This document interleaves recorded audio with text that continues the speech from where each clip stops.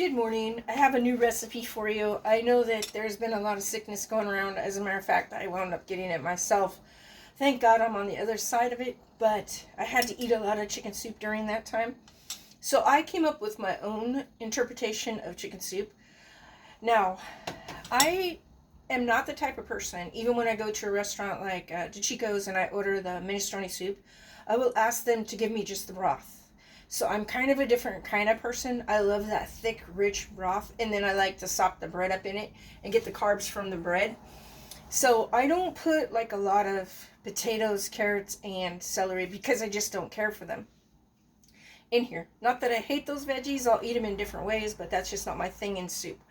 So today I grabbed 5 cloves of fresh garlic, chopped those up, 2 fresh jalapenos from my garden, chopped those up, and then half a cup of white onion.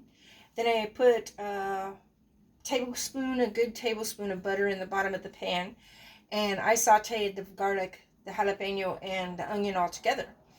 Then once that was sweated out, and I made sure to just put a dash of pink Himalayan sea salt because I knew I was going to be using this better than bouillon for the broth. And this has a lot of sodium in it already.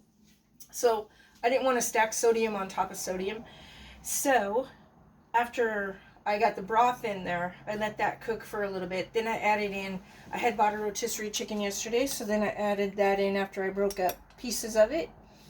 And then I added, just me because I love garlic the way I do, and it's very healthy for you. I threw in some whole cloves of garlic just to eat once they're cooked, like, like a potato maybe. So I added some oregano. I like this kind of oregano better. It's to me, it just has so much more flavor. And I'm telling you, at the very end, I stirred in some ricotta cheese. That's all I had in the fridge, so this is what I used. Just to give it that kind of creamier kind of texture. I'm trying to make it so you can see this in the camera. And you can see all those. It's so... Oh, man. Now, mine has a little bit of a kick, but I did that on purpose because I like that. But let's say that you don't have the veggies that I mentioned, the garlic, the onion, okay? And you wanted to make this, or you wanted to make it really quick. Just grab yourself a jar of this, and then if you have broth, use broth as well. And then you can use whatever you wanted at the very end. But this right here has got a good flavor, and it's got a good kick to it too.